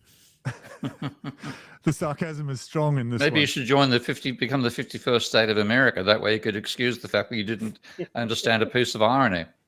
Oh, Yeah, but jeez. is Trump being ironic? That's the thing. Maybe it's a property move. If they own Canada, wood will be cheaper. There we go. We've got another dig in there. Yeah. Yeah, that's true. Jesus. What's actually happening with the fires in Los Angeles, by the way? It appears it's still well and truly. I mean, that is going to be a systemic issue for housing in that city, because how many is it? We have to 100,000 homes yet that have gone, or something of that scale. It's a shocking number. It is like that for sure. Yeah. You've seen those photos from the air, and I'm trying to take it in because the scale of it's so massive. It's really hard to know what that means compared to the whole of LA, because LA is so spread out. But it looks incredible. It looks significant, doesn't it? I don't know percentage-wise what we're talking about. Do we know if this is high-end housing, or is it really? Oh, it started in the high-end area. Yeah. The absolute high-end. Average value of the houses. I've forgotten the Palisades. Is that the area? The Palisades. That's right. That's region? right, Steve. Yeah.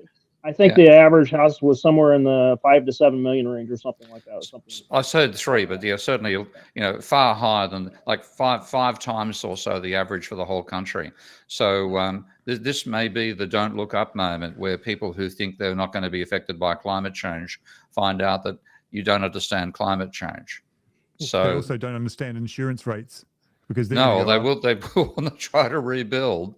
Yeah. It's some substantial proportion of the country is going to the city is going to be completely demolished. And the question is, do you let people build back in that area when the systemic factors behind it, the high moisture content and the capacity of that to dry out the land, which is something I've only learned in the last couple of days. You get to the point you say, we simply can't let you build those houses back again. Well, actually, Steve, in Australia, that comes up a lot, doesn't it? There seems to be some pretty marginal farming, for example, and some marginal places for building houses when there's a fire or something goes through, or there's a massive drought, and there's that questioning. I don't know if it's turned into anything politically in Australia where people go, well, you just can't build there, or you can't farm there. Is that or is that not a thing? Australia telling people they can't build housing and can't speculate on houses and can't have housing bubbles, or can't farm. What have you been smoking, mate? Can I have some? Can I? Or you can't. You can't farm all the water out of a river to have a cotton farm half the size of Wales, which is what we've done. Yeah. So all that sort of stuff. But yeah. So maybe maybe in LA, who knows? But actually, of California, of all the places, is probably more likely to react in that way, don't you think? I mean, they seem to be they seem to have a culture for responding to these things with legislation, I think. Am I right in thinking that? Somewhat. I think that they have definitely started to see the light in some ways from that standpoint. They do have a pretty robust coastal commission that does regulate the type of building in these areas. The flip side of the question is, are you legally entitled to rebuild what you just had? And I think there's a strong argument you do in the United States that if you build exactly what you just had, I don't know that anybody can say no to that. So that's going to be a real tricky issue in terms of, if we don't want them to build back, what are you doing to make that work? And I think that's going to be a part of the interesting fallout from all of this. Yeah, interesting. And it plays into obviously what we're talking about, not maybe in ways that we expected. I mean, I've said this before, but being just by osmosis, being in a spot where I was filming and have done for a bit the insurance industry here in the UK, which is actually, it's the reinsurance industry, basically the underwrite all the insurers. and their focus here, this is based on some of the big banks here in London, and their focus is mostly on the States because that's the big insurance market for them. And they're expecting all this. You want good data on climate change, go and talk to reinsurers. I mean, they've got it all. They know what the risks are because they've been calculating it for decades. So it's actually quite interesting that they look at all this stuff and they go, great, we'll be able to put up premiums next year. So in that sense, the market already knows the expense of all these things, and sort of I find that deeply cynical personally. I don't know what to do or say about it really, but the market. I have a theory, Dave, that we're all going to be MMTers at the end, because then they're going to realize the only one who can do insurance is an MMT government with fiat currency. That's a very good point. That's a very good point, because if you're trying to make profitability out of insurance, then your events have to be episodic. They can't be systemic. When they end up being systemic, the only institution that can actually counter that is the government creating the money. Yeah. Yeah, I had a gentleman approach me on modeling that, and one of his theories was that there needs to be an insurer of last resort, and this is in the UK. So his idea was to set up an institution much like the Bank of England, but it would be, the Bank of England for insurers. Essentially, it would be there to backstop all insurers, and systemically going forward in the future, that's really the only entity that could actually, help in a situation like that. So that's interesting that came up. Yeah. And I mean, I'm at the moment, after listening to all this, I'm kind of thinking that, again, like many things, I'm afraid we end up with a crisis of some sort that we have to cut the Gordian knot through a crisis rather than solving it preemptively, which I think is a real crime about the way that we tend to develop. But I think that's going to happen in the same way that a climate crisis, it might be needed. We might have to have a housing crisis in order to unpack what is important, who should be able to build where, and what sort of things we do within reason. I mean, the other thing is, on the flip side of these sorts of things, in the last big crisis I think we could point to is probably World War II, was that you potentially had government overreach, which lasted quite a long time afterwards, which is, I think, a fair point that people talk about. But for right now, we've got private overreach, it feels like, especially in the property world. What do you think about that, Douglas, from your point of view? I know we've got a more European slant, me and Steve, because of where we live, but it seems like there's private overreach with finance that's just gone crazy. Is there any appetite in the States for seeing it that way, seeing it as private overreach, or does everybody think that it's just normal? Well, I think the lessons from 2008 are just dying hard, and I don't think. I think there's definitely for me it was a very eye-opening moment. I was crushed in the 2008 in the process, and all my worldview was basically completely devastated by it. So it almost takes that kind of personal crisis at least to get a political view change, right? You have to see it from a different viewpoint, and I don't know that we're there with the finance market, with the financial industry. Can you tell that story, Doug? That's fascinating. So you were totally what, an Austrian perspective before 2008? Tell us the story in detail. More a mainstream neoliberal, for sure. Believed in free trade. Free trade is great.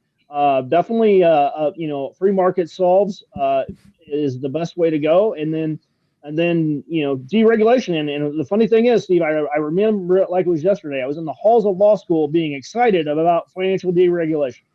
Wow. Oh my God, these guys are great. This is going to be awesome. And it was. It was awesome. Just not the way we wanted. And so living through that experience and frankly, like right after it occurred, it was like, okay, who had this call? And Steve, this is how I found you, is like, who had the call? And Steve had the call before everyone. He's like, hey guys, this is a problem. It's coming. And so essentially my whole worldview through that process changed. It's like, okay, very clearly, Wall Street can't regulate itself. It's just a ridiculous statement now. And I look back on it and I'm like, I actually believe that. And I feel stupid for feeling that, honestly, because it's like, obviously, FINRA and whatever, okay, you can regulate some bad actors somewhat to a degree, but the momentum and the power of derivatives, for example, are nuclear. They're atomic. And so to say, well, they just should be able to self-regulate that. They very clearly can't. Yeah, they self-regulate for self-benefit. Now, Right. now I want to point out that Douglas has quite a few Austrian good pals on LinkedIn, and it's quite amazing to see some of the conversations he has with his friends. It's quite. Is Andrew? No, maybe Andrew. Yeah, Andrew's a business partner of mine, and we just go round and round and round about Austrian economics. And I'm like, well, that you're free to think that way. And again, it's lighthearted banter. It's a wonderful, fun conversation. And I've tried to explain, hey, MMT itself does not have a political bent, and that's the thing that's kind of mind blowing about MMT is there's not necessarily a policy prescription in MMT. For example, you could say, well, we can have MMT and eliminate all taxes on everyone. I mean, you literally could go that way. You won't, but to an extent, I guess that's not true about MMT. They are saying you still need to use taxes to regulate, too much spending for sure. But for sure, it's an interesting environment. A lot of the real estate folks that I'm around are hardcore. The creature from Jekyll Island. That was a fun conversation, Steve. I don't know if you've ever seen it, come across that one. There's a real conspiracy theory about the founding of the Fed. And I'm becoming quite critical of the Fed these days. But again, I still think you throw the baby out with the bathwater if you end the Fed, so to speak. And there's that whole Austrian, let's end the Fed. And I'm like, I think we need to mend it, not end it. But that's just me. Well, I mean, it's intriguing to have people to break away from that Austrian perspective, because once you're caught up in it, it's almost impossible to escape. It's self-referential stuff, unless you go through a personal crisis like that. And that, if you look at Irving Fisher, that was what turned Irving Fisher around. He was neoclassical, of course. Everything was in equilibrium and so on. And he believed that stuff. And that's why he got wiped out in 1929, because he'd taken on margin debt. He believed the market was properly valued. And he lost, he argued against the bubble as it started to burst, said it wasn't going to happen. And he regarded the lunatic fringe, that's literally a quote from one of his papers, the lunatic fringe being people who are getting out of the market, not the ones who are in. And then after that, the market fell 90%, he was completely wiped out. He lost his status because he was exposed to saying the bubble was going to, prices have reached what appears to be a permanently high plateau, and bang, they fell 90% off the edge of the plateau. And this, you deserve a fair bit of credit here, mate, because to go through something like that and then revise your opinion to say what did they get wrong, and then come out and support an alternative, that's very rare and very commendable. But it's a pity we have to go through things like that for people to realize the actual nature of the system. Well, I will say I was probably open-minded a little bit, because I did like Keynes quite a bit in undergrad. I really gravitated to a lot of. I was very Keynes sympathetic, but for sure. But no, I really do. I think it's important. When I'm presented with new facts, I change my mind. What do you do, sir? I think that was a great quote. It's like, well, it doesn't do you any good to go through life as a dogmatic person. That's bottom line. I think in an investment standpoint too, and from being an investor and learning the lessons from Munger and Buffett, they're very, very much teaching that. It's like you can't be dogmatic. And so again, reading the greats that actually are interesting, and from that standpoint, that was also a big influence in the process. Oh, cool. Okay. So well done, Douglas, for changing your worldview. I agree. I think that's a very hard thing for anyone to do. I've had an evolution over time, but I was always, I think, rooting for the little guy, and I always assumed that I was the little guy as well. So it was always self-interested, rooting for the little guy. So I was with whoever was doing that, basically. And I think that's probably why I think I've ended up sympathizing with MMT. I do wonder, though, in regards to your comment about MMT, if there's not quite enough dark imagination about what MMT could be used to do. You take someone like Farage here, who might be the next prime minister, could decide, what, we're going to use the MMT lens to just jack up defense spending, for example, just to spend loads on border patrols and turn this place into an absolute fortress and nothing else. And that could also be done using MMT. So I think you're right to say, it can be used in lots of different ways. Well, if you look at housing bubbles, that's what's happened. The government, like the Australian government, is absolutely classic on that front. what they call the first-time owners grant, and I've nicknamed the first-time vendors grant. They've been using even though they don't understand the capacity of the state to create money, they're using that capacity to continue a Ponzi scheme, a bubble in housing. And this means you can't just reform the economics. So if you had people actually understanding that they can create money, one of the guys who understood that very well was Adolf Hitler. Okay? So, he knew he could rearm Germany by fiat money creation, which he did on a grand scale after a period of deflation, not inflation, in Germany. So it's dangerous having people who are narcissistic knowing how systems work. And that then raises the issue that if we're going to get away from these problems, I think we've got to get away from what we call democracy. Because what we have is a popularity contest against narcissists. And so you can't just say... Or we can extend democracy. We could make Sorry? it more complex. Well, we can extend democracy. If you look at what democracy was, democracy, guess what? It's a Greek word. Okay. Now, what did the Greeks do in Athens? They didn't have elections. Okay. They had what they called sortition, what we call sortition today. So they had a very complicated system to select officials involving basically random number generators. And that's, if you want to have people making decisions, they get into a position of power, not because they're a narcissist, but because their number came up in a random number generator. And that might mean you get a more representative system than what we have at the moment, which is a popularity contest amongst narcissists with conflicting ideologies. Well, look where that's got us. Yeah. Yeah, I agree. I think sortition, people should know more about it. There's a whole bunch of options we should really look at to extend democracy, in my opinion, rather than the very limited version we've got, which is turned into a crowd control contest, I think.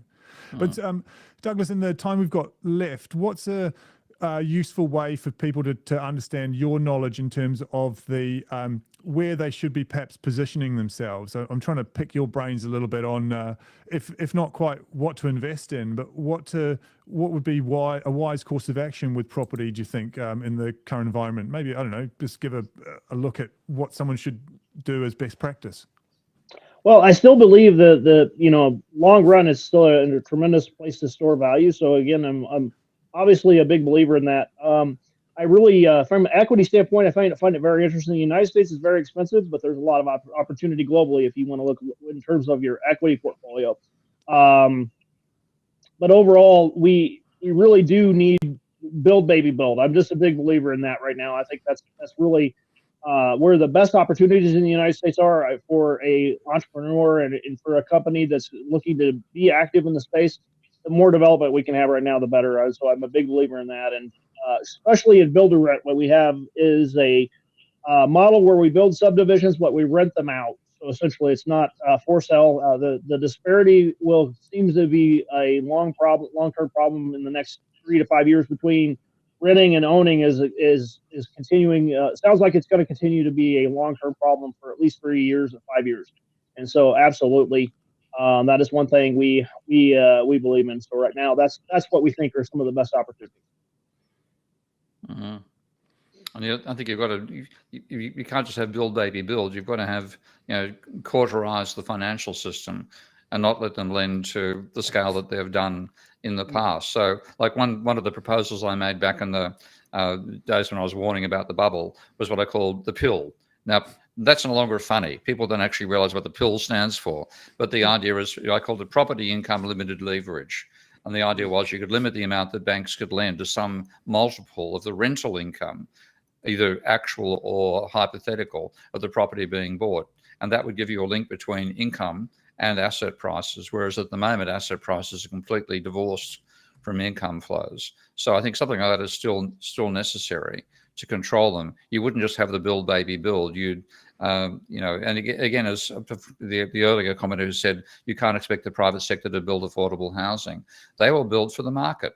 And if only the rich can afford housing, you'll only get expensive housing. So if you want to have the housing in general, then you need to have state provision of housing, which, the Maggie Thatcher slashing the public housing in the UK, a major argument she was that the private sector will build those more cheaply than we can. What happened? A collapse in housing construction. The private sector was going to build for people who could afford to buy houses, who weren't the ones who would be otherwise be in public housing. So you had a decline in the level of housing being created, not the increase that Maggie Thatcher thought would happen. Well, Stephen, I completely agree. Your pill proposal is a really good idea because it would create a limit to what speculative.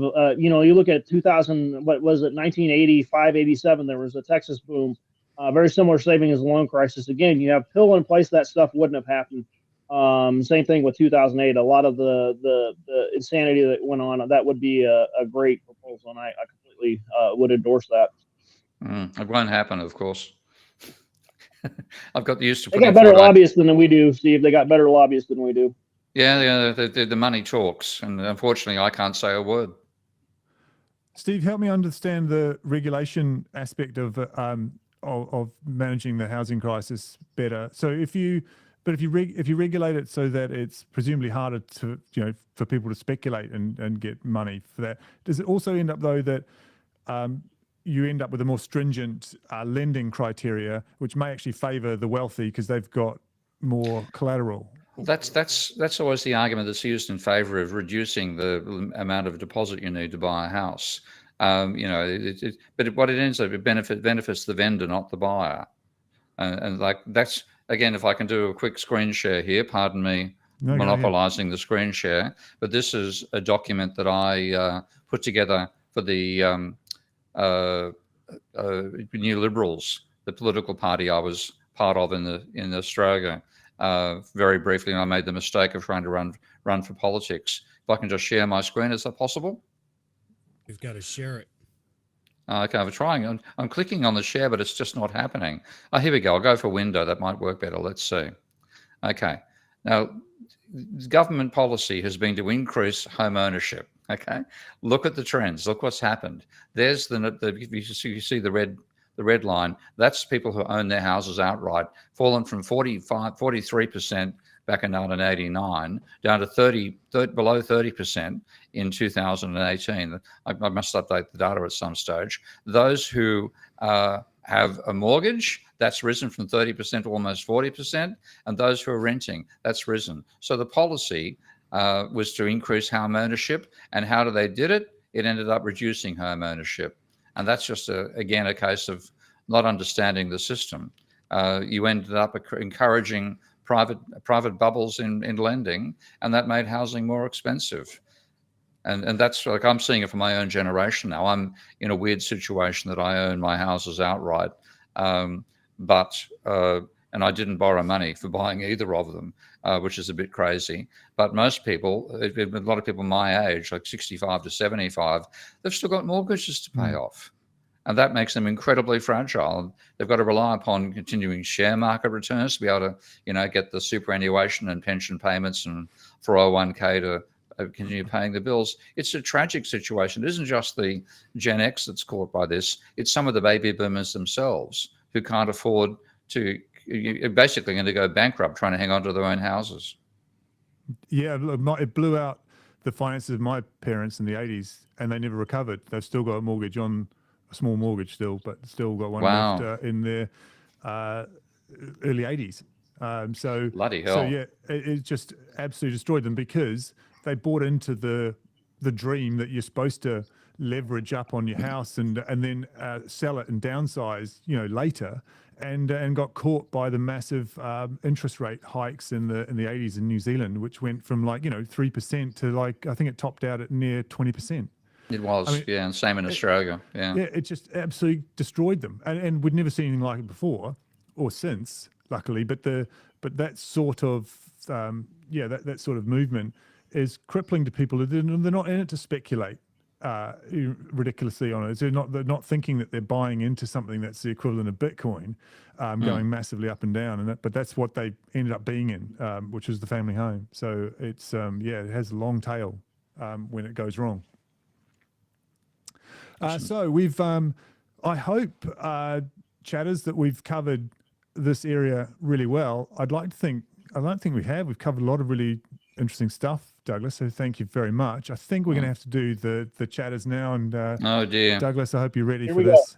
He's been practicing in the back of his head all night. Go.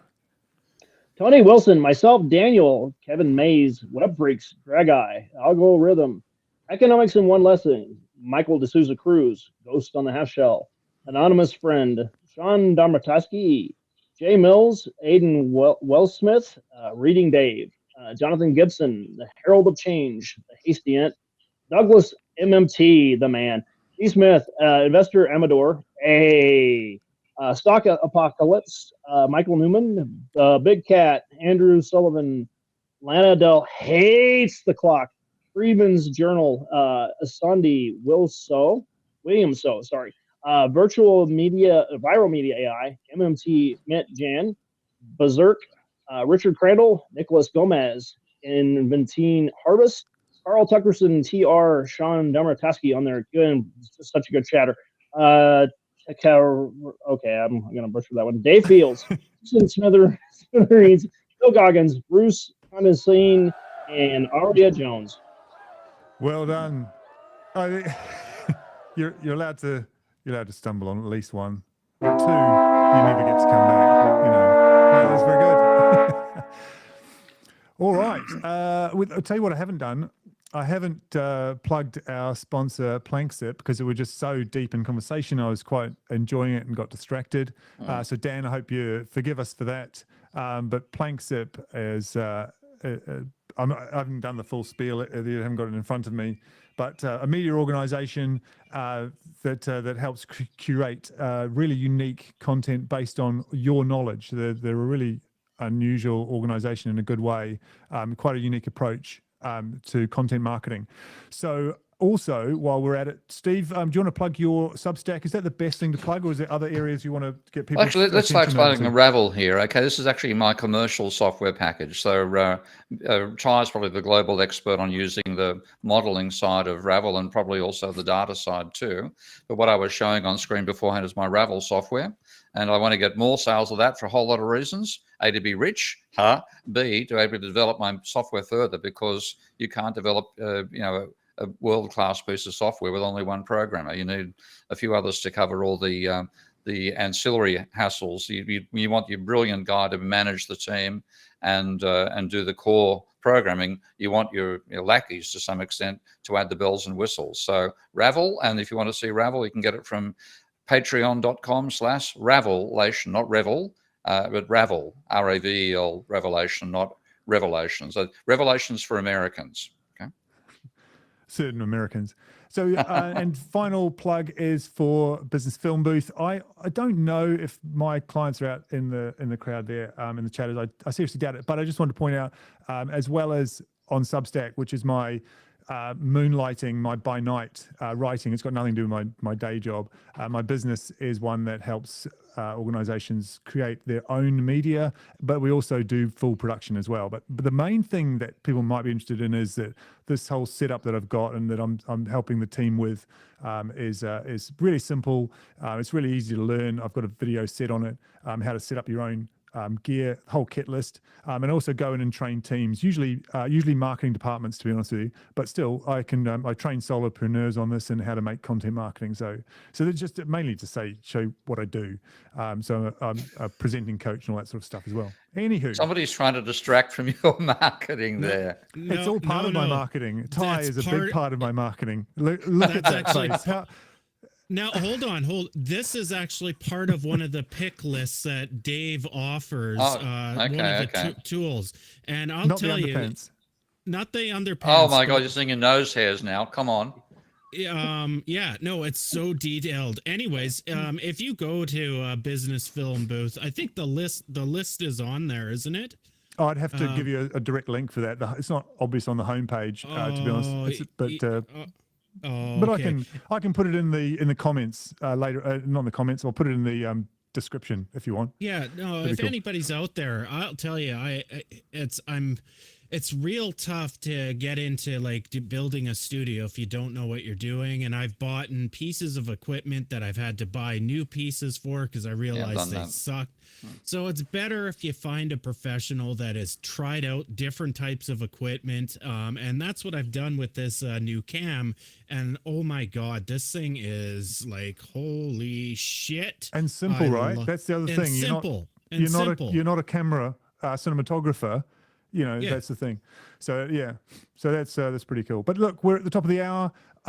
I've had a great time, Douglas. Thank you so much for being along. It was a pleasure. Absolutely, guys. Love it. And I'm sure we're going to have you back again, but hopefully not because there's a massive property crisis. I hope maybe you can untangle this somehow without being a problem. But until next time, everybody, it's goodbye from all of us here at Steve Keen and Friends. Brush your teeth, hit the like button and subscribe so you know when we're on next week.